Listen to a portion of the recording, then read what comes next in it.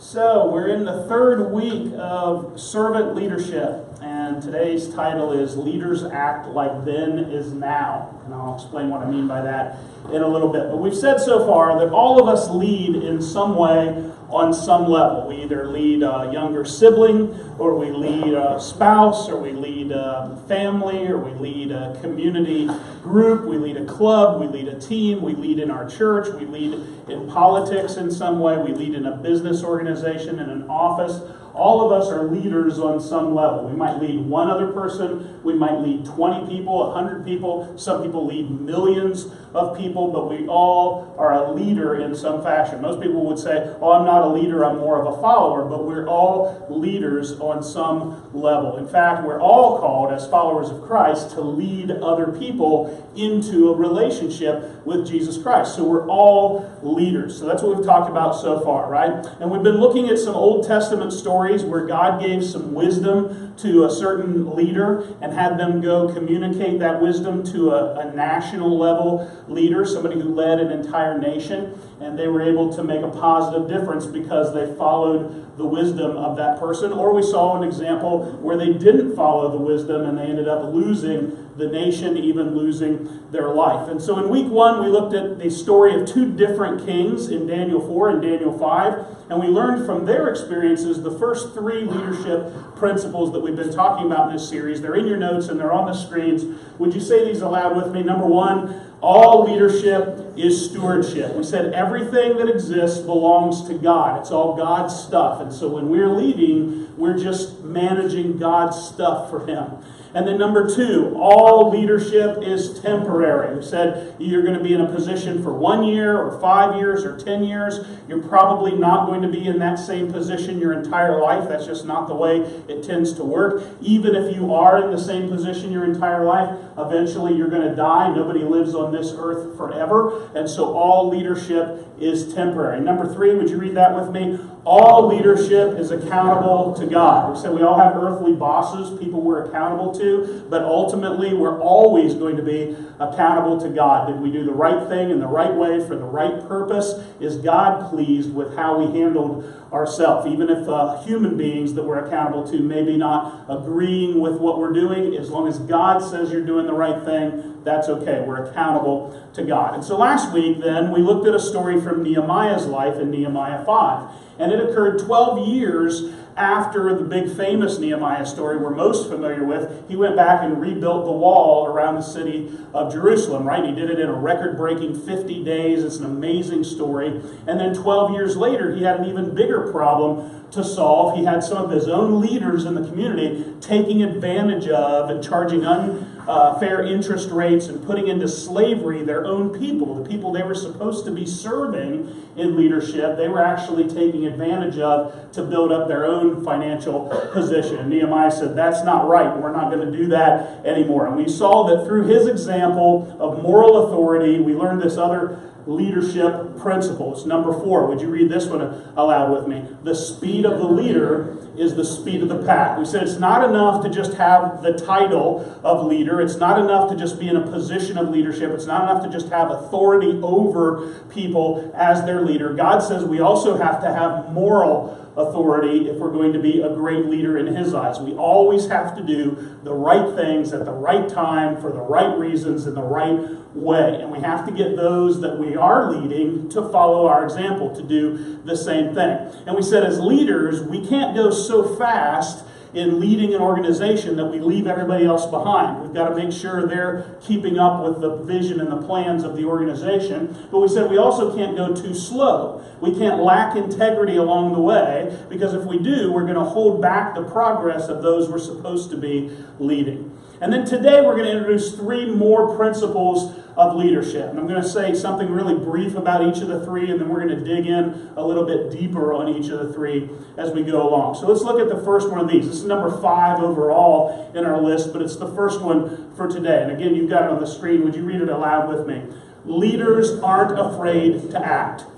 Leaders aren't afraid to act. They take appropriate action, in other words, regardless of the personal cost. When action is necessary, they do what they need to do. They don't let fear or worry or pain or cost or inconvenience keep them or divert them from the right course of action. They do the right thing always, even when it's difficult. And we'll say more about that in a minute. Leaders aren't afraid to act. Would you read the next one with me? Leaders act like then is now. We're going to talk a little bit more about that as well. But the big idea right now is that great leaders have to be visionary leaders. They have to be visionaries. They have to be able to look forward into the future and make the decisions that have to be made now in order to ensure that the preferred future down the road that happens in the then will actually come to pass. Leaders act like then is now. They already act like then is now, and they take appropriate leadership steps to make sure the then moment, that preferred future vision of what should happen, actually will come to pass. And then the next one, the last one we're going to talk about today, would you read this one aloud with me?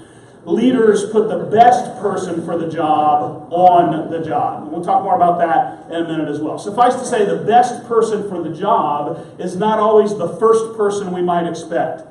Sometimes seniority or age or education or even previous experience, they don't necessarily mean that somebody is the right person, the best person for the job. So, every church, every club, every organization, every team, every community, every corporation, every nation needs visionary leaders who will say, I'm not here to be popular, I'm not here to please you, I'm not here to get my poll acceptance numbers high, I'm not here to make everybody happy, I'm not here to give you warm fuzzies, I'm here for a different job. That's not my job. My job is to lead us into the future to accomplish the vision of who we could be and who we should be as a group of people. And to do that, leaders have to already act now the way they want their people to be then, in the future. Leaders have to act like then is now.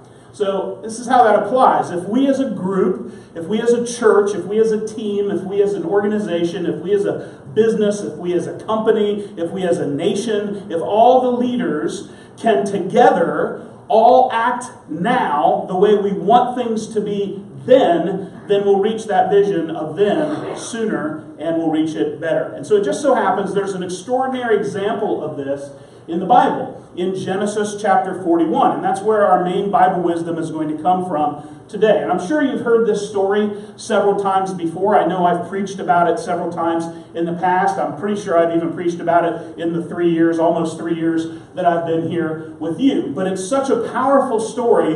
It's such a critical story. It's such a story that has so much wisdom and such profound leadership that we definitely want to revisit this story often as we seek to be servant leaders of the people that God has called us to serve. And so we're going to revisit this historical event. It happens in Egypt way back in 1900 BC. So this is 1200 to 1500 years before the events that we've been talking about the last 2 weeks. So we're in 1900 BC. And Egypt at the time was a superpower of the ancient world. They were incredibly rich, incredibly prosperous, incredibly powerful nation. They were the Babylonian Empire of their time. They were the Persian Empire of their time. They were the Roman Empire of their time. They were the British Empire of their time. They were the American Empire of their time. And the people of Egypt in 1900 BC, they lived in this fertile crescent around the Nile River. And so they had tons of cattle, tons of grain. They had a huge exporting business going on all over the known world at the time. And Egypt was a super rich, super powerful, super prosperous nation. And our example of leadership today begins with the Pharaoh of Egypt, the king of that nation at the time. And one night he had two divinely originated dreams. We could really say they were nightmares. He had two nightmares in a row. And this has some similarities to the Nebuchadnezzar story that we saw in the book of Daniel, but it's a different situation. And so he has these two dreams, these two nightmares, and he asks, like Nebuchadnezzar did, asks all of his wise men, all of his magicians to interpret these dreams for him, but nobody can figure it out. And so he eventually calls on a man named Joseph to come and try to interpret this dream for him. And there's a lot more to Joseph's story than we've got time to go into today, but what you need to know about Joseph is that he was a godly man of moral authority in the same mold as Nehemiah and Daniel, who we've been discussing the last couple of weeks. And Joseph had already been badly mistreated throughout his life, and yet he continued to hold to his faith in God. And he proved himself, even while in prison for a crime he did not commit, he proved himself to be a gifted leader, and he proved himself to be able to interpret these prophetic dreams. And he has this reputation then in Pharaoh's prison, so they send for Joseph to interpret the dream that nobody else can interpret. So I just want to kind of paraphrase the two dreams that Pharaoh had. The first dream, he saw 7 beautiful, fat, healthy cows coming up from the Nile. So think about a beautiful cow in your mind. Maybe it's got some lipstick, it's got its hair did, It's a beautiful cow, and it's coming up from the Nile. Then there's these 7 ugly, thin cows. Now think about what an ugly cow looks like. What is it? A beautiful cow, ugly cow. I'm not sure what the difference is. But anyway, there's these ugly cows, and they come and eat the 7 fat, beautiful cows. And yet when they're done eating them, they're just as thin and sickly and ugly as they were before they ate the beautiful, fat, healthy cows. And he wakes up from that nightmare and he's like, whoa, that was crazy. What did I eat last night? That was weird. And he goes back to sleep and he has another nightmare. And this time it's 7 beautiful, full heads of grain. And then there's 7 sickly, scorched, withered heads of grain. And they show up and they eat the healthy grain. Just like the sick cows ate the healthy cows, the sick grain eats the healthy grain, and yet it looks just as sickly, just as scorched, just as withered as it did before it ate the healthy grain. And so he tells all this to his magicians, and of course they go, I don't know what that means, that's weird. And then he tells Joseph, and he says, can you interpret it? And Joseph says, yeah, I can interpret it. These are 2 very similar dreams with similar symbolism. And Joseph says these 2 dreams are really one and the same dream. God's just giving it to you with 2 different metaphors so that you can get it. He's revealing to you what's about to happen in the very near future. He says the 7 good cows and the 7 good heads of grain, they're representing the same thing. They represent 7 years of prosperity, 7 years of incredible harvests and incredibly bountiful harvests, economic prosperity. And then the 7 lean, ugly cows and the 7 withered, scorched heads of grain, they're the same thing. And they represent 7 years. But they represent 7 years of famine, where nothing's going to be able to grow and everything we have is going to be consumed in the process. 7 years of incredible economic depression. And so basically God's telling you Egypt is about to experience 2 back-to-back 7-year periods, one of incredible prosperity, great abundance, followed by one of incredible famine, which will use up and consume all of the abundance and prosperity of the 7 years before. And Joseph is really clear, this is not a maybe situation. This is not a warning, you better change or else this is going to happen. He says this is already set in stone. God's telling you this is what's going to happen over the next 14-year period. And if you're wise, you will prepare properly for it and you'll come out of it okay. Right? So Pharaoh understands. He's like, okay, if I don't handle this correctly, this could destroy my kingdom. This could destroy our entire culture. Our entire civilization could be ruined forever. And so Pharaoh asks Joseph for some more wisdom. Okay, well, what do I do? I get it. This is from God. What do I do? God's giving me this warning, so how do I avoid losing everything we have? And Joseph says, well, you're going to need to appoint a wise and discerning person that can oversee a very wise plan that I'm about to lay out for you right now. And so he says, during these upcoming 7 incredibly abundant years, instead of everybody just spending as fast as they make it, say, oh, look at all these profits. Let's go buy, fantastic cars and yachts and houses. They didn't have a lot of cars and yachts back then. But, you get the idea. Let's just spend it. This is great. We're rolling in the money, right? Instead, you need to enact a 20% tax on all the grain that's grown during those 7 years. In other words, basically take 1/5 of the incredibly bountiful harvest that's getting ready to happen for the next 7 years and store all of the excess away in silos. So don't miss this. This is kind of crazy, right? Joseph's first piece of advice is to enact a 20% tax on the people of Egypt. Now, we already know from historical sources that typically there was a 10% grain tax in Egypt. So we're not really sure, was this a 20% that replaced the 10%, or was this 20% on top of the existing 10%? tax, but in either case, I can guarantee you it was not a popular decision with the general populace in Egypt, because during this time when they were going to have more grain and more money than they knew what to do with, at a time when the people would say Egypt as a nation could actually afford to lower the tax burden on the people because of the incredible surplus they had, instead Pharaoh at least doubles and possibly even triples their tax rate at the time. And so imagine how we would react in America if they told us tomorrow that all of our tax rates had just doubled or tripled overnight. You know, we think about how upset we are about the whole rail thing on Oahu. Think about that, right? We would lose our minds if they said, hey, tripling tax rates starting tomorrow morning. Another revolutionary war would probably break out. And so Pharaoh had to go into this decision with at least a little bit of trepidation,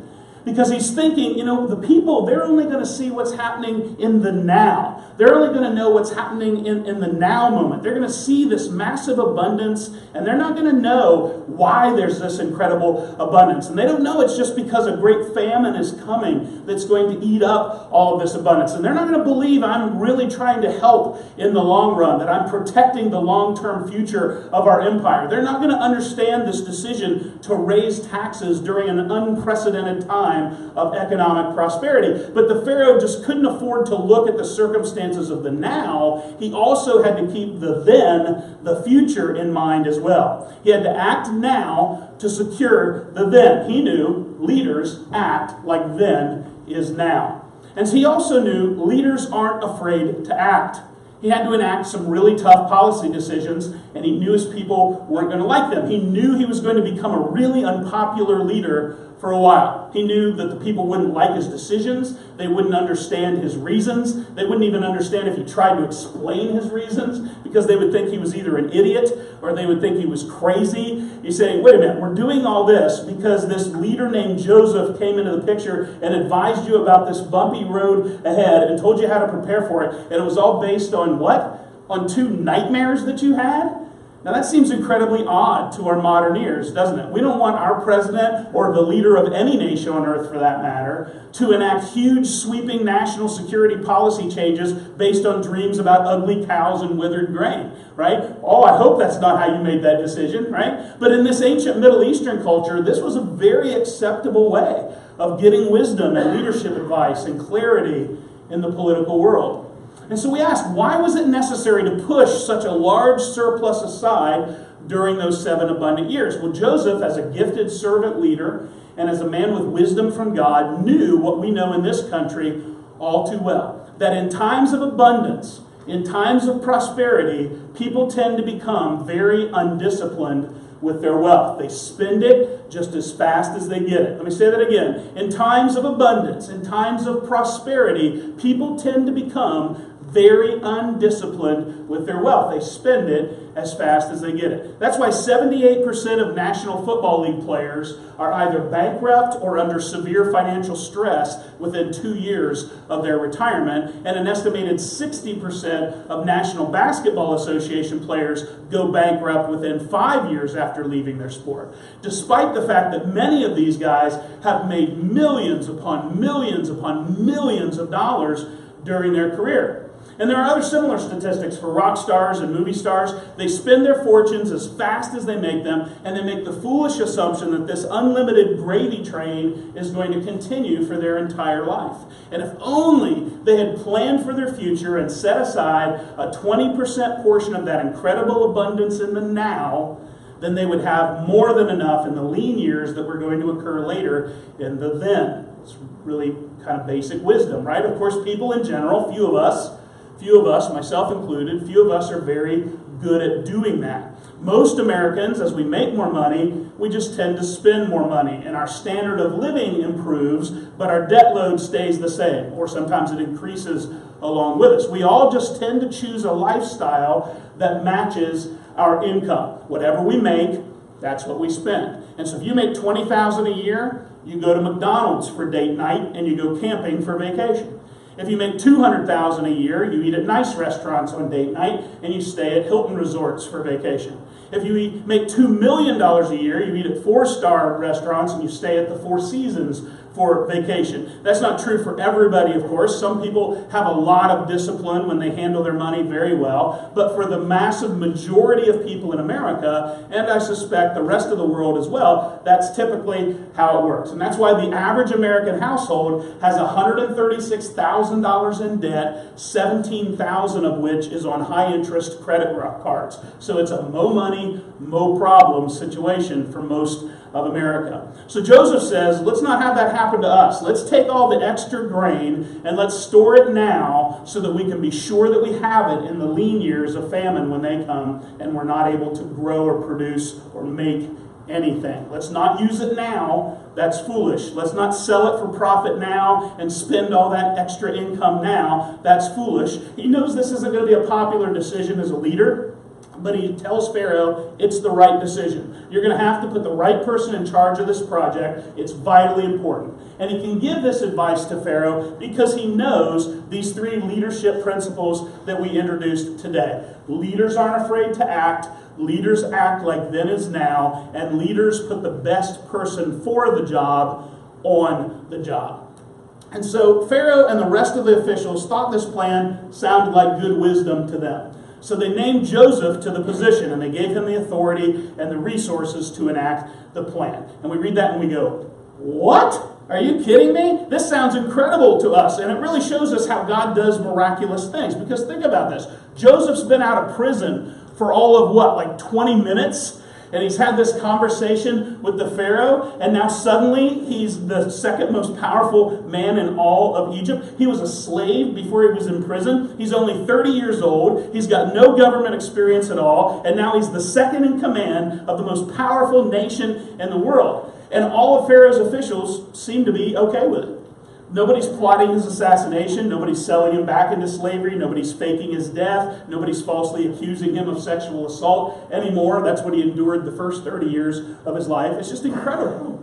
But that's how God works sometimes. He just takes an impossible situation and he turns it all around for the good. And throughout all those trials and all those unfair years of his life, Joseph kept a vision of his own future from his own prophetic dreams of his childhood. He was never afraid to act, and when he did act, he acted like then is now. All through the slavery years, all through the prison years, Joseph continued to be faithful to God. He continued to be a man of integrity. He continued to practice moral authority. He was never afraid to act, never afraid to do the right thing, and he always continued to act each day like then was now. And so here Pharaoh puts this guy, who's an ex-con, an ex-Hebrew slave, into this new position.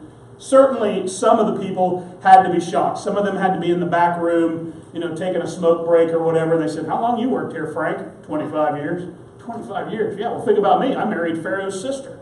You'd think nepotism would have gotten me a little bit further in the organization, wouldn't you? But no, this Joseph guy comes along and he's second in command. That's crazy. We don't see any of that in Scripture, but I figure that had to be happening, right? But Pharaoh understood this principle. Leaders put the best person for the job on the job. Now, often organizations, businesses, churches, governments, everybody misses this one. They tend to say, well, let's promote the person who's been here the longest into that new position. Let's put the person I'm closest to in that position. Let's put the person I'm related to in that position. Let's put the person who spent the most lobbying dollars pushing for them in that position. Let's put the person who donates the most money into that position. Let's put the person who's next in line in that position. Let's put the person with the highest education level in that position. Let's put the person with the most name recognition or the person with the most experience in that position. But Pharaoh is a wise and effective leader, and he knows you put the best person for the job on the job. And ultimately, here's what we know as Christians: God's calling and God's gifting working through a person always outperforms any worldly standards of qualifications or prior success. Let me say that again. God's calling and God's gifting working through a person always outperforms any worldly standards of qualifications or prior success. So Pharaoh isn't afraid to act. He's willing to act like then is now, and he puts the best person for the job on the job. And Joseph's insight into this situation, his plan for solving the problem, it's so well thought out, so wise, so far-reaching, so visionary, so broad in scope. Joseph is clearly the best choice for the job. He's definitely the right guy. Pharaoh doesn't even consider anyone else. So he basically just says, hey, meet Joe, everybody. He's your new boss. So that's the context that leads us into the scriptures we're going to look at today. So look at verse 46. Joseph was 30 years old when he stood before Pharaoh, king of Egypt, and Joseph went out from the presence of Pharaoh and went through all the land of Egypt. So here's Joseph. He came to Egypt as a slave when he was 17 years old. He spent most of the last 13 years in prison for a crime he did not commit. And now at the age of 30, he's the second most powerful man in Egypt. Probably actually the second most powerful man in the known world at the time. So are you astounded at what God can do? Whatever's going on in your life, don't you think God can turn things around for the better for you if you let him? And then verses 47 through 49. During the 7 years of plenty, the land brought forth abundantly. So he gathered all the food of those 7 years which occurred in the land of Egypt and placed the food in the cities. He placed in every city the food from its own surrounding fields. Thus Joseph stored up grain in great abundance like the sand of the sea until he stopped measuring it, for it was beyond measure. Wow. That's abundance, yeah? So much grain that they just stopped measuring it because it was beyond measure. Can you imagine if you were making so much money that you just stopped caring about what the number was? It was beyond measure. That's how much grain was coming in. So he collected and stored this food for each city in the silos and the storehouses surrounding that city. So later, when the prosperity years are over and the famine years come, the people can come just outside of their own cities. Very handy, very convenient, great plan. They can easily get the grain they need. They're unable to grow any of their own because nothing can grow during these 7 years of incredible famine. And then let's skip down to verse 53 and we see what goes on with the rest of the story. When the 7 years of plenty which had been in the land of Egypt came to an end, and the 7 years of famine began to come, just as Joseph had said, then there was famine in all the lands. But in all the land of Egypt there was bread. So when all the land of Egypt was famished, the people cried out to Pharaoh for bread. And Pharaoh said to the Egyptians, go to Joseph. Whatever he says to you, you shall do. And when the famine was spread over all the face of the earth, then Joseph opened all the storehouses and sold to the Egyptians, and the famine was severe in the land of Egypt. The people of all the earth came to Egypt to buy grain from Joseph because the famine was severe in all the earth. So notice Joseph's not just giving away this grain, he's still selling it to the Egyptians. He's selling it to people from outside the region. It's kind of economics 101, supply and demand, right? But you talk about a position of leverage and power and influence throughout an entire region of the world. Wow, this is unprecedented. Egypt becomes the hub of the world, even more so than it was before. It becomes the leader of the world. Why? Because they had the vision of the future that they needed and they prepared for it appropriately. They weren't afraid to act. They acted like then is now. And when it came to assigning leadership, they put the best person for the job on the job. Now, that scripture tells us the famine spread through all the land. It doesn't implicitly tell us whether or not the abundance had also happened throughout all the lands or if the abundance was just in Egypt, but it kind of hints at this idea that maybe that 7 years of abundance was all throughout the region as well. There's no record of them coming to Egypt during their 7 years of plenty to buy grain, so they must have had plenty of grain of their own at the time as well. But evidently, they just spent all theirs. They used up all their extra grain. They spent all their extra money. They were like those pro athletes and singers and actors that we talked about before. They just evidently spent and spent and spent and lived their life like there was no tomorrow. They didn't act like then is now, and they ended up suffering for it. But by preparing for the future with visionary leadership, Joseph was able to not only ensure the future of the nation of Egypt, but actually ensured the future of all their surrounding neighbor nations as well. So let me close with some advice. This is kind of advice to all leaders everywhere. Whatever level of leadership God has placed you in, whether you're leading one or leading a million people, this is true for all of us. Lead the people you've been entrusted to lead. Number one, don't try to please us, lead us. People as a whole will always be consumed with their own generation and not as willing to plan for future generations. Every law that's enacted, every policy that's happening in any organization or government situation, the first question is, how does this affect me? How does this affect me in the right now? What we need to say is, how is this going to affect our future generations? Are we going to make sure then happens by the way we act now? But people typically don't tend to think that way. As a leader, you can't let that influence you. And that leads me to number 2. Lead this generation with the next generation in mind. Lead them as if then is already happening now. And then be content to let history and God judge your actions rather than whatever current public opinion happens to be. Because anytime you have 2 people arguing about something, you end up with at least 3 different opinions somehow, right? And so people always focus on wanting their leaders to be fair instead of strategic. But remember this, fairness for the sake of fairness often leads to confusion. And instead, always try to do what is right. And whether your decisions are judged by people as fair to them or best for their individual situation or not, you do what's right, not what's fair.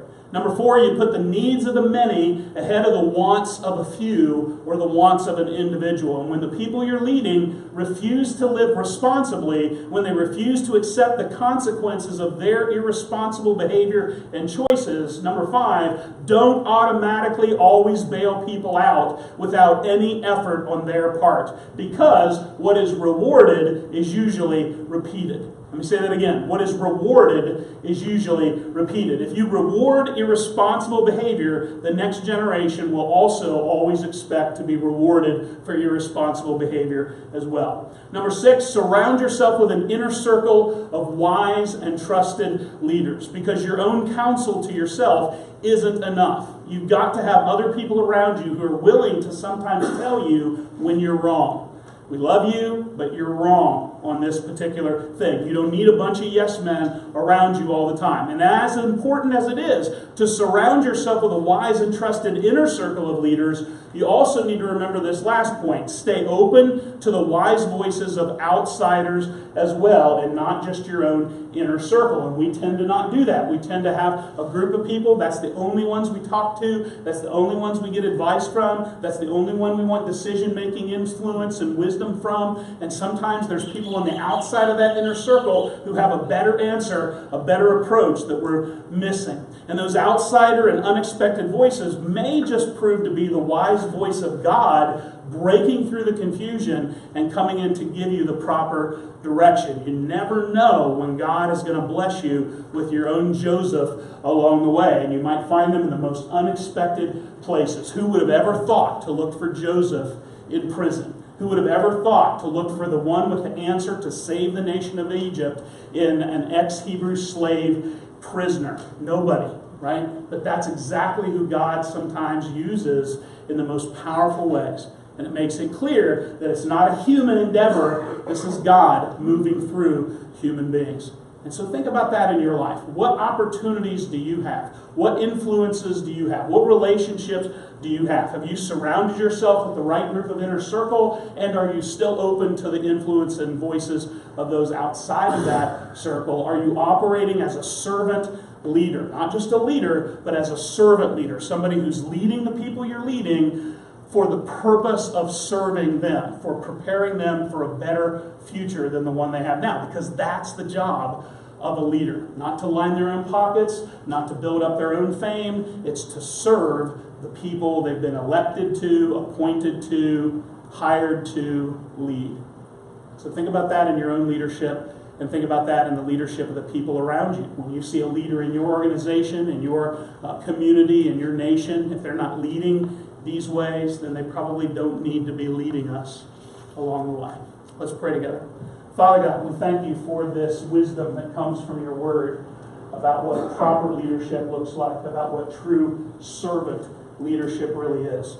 And so in our own lives, in our own situations, that's where we always want to start first. It's so easy to point a finger at this politician or that politician and say, see, they're not a good leader. But we need to start off thinking about the 3 fingers that are pointing back at us when we're pointing that one at someone else. And say, am I that kind of leader? That's where it needs to start. I need to be that kind of servant leader. Am I doing the right thing at the right time, in the right way, for the right purpose? Am I a leader who acts like then as now? Am I a leader who's not afraid to act in the first place? Am I a leader that knows how important it is to put the right person for the job on the job? Do I remember that all leadership is stewardship? Do I remember that all leadership is temporary? Do I remember that all leadership is accountable to God? And do I remember that the speed of the leader is the speed of the pack? These are valuable leadership principles that no matter whether I'm leading one or leading a million, as a servant leader, I need to remember these and make these real in my own life. But then I do. The next step is to hold others accountable. Father, people who are leaders above me, if they're not that kind of leader, how can I follow them? How can I in good conscience follow leaders who don't exercise these valuable leadership principles in their own life? So give us wisdom about what to do. Maybe it's an organization we're in that we say, you know what, if that's the way they're leading, I don't think I can be a part of this organization anymore. If that's the person who's leading us, I don't think I can support them anymore. God, just give us the wisdom that comes only from you to know how to enact these principles in our own life and how to hold others above us accountable for their own leadership actions. That's my prayer for all of us today. In Jesus' name, amen.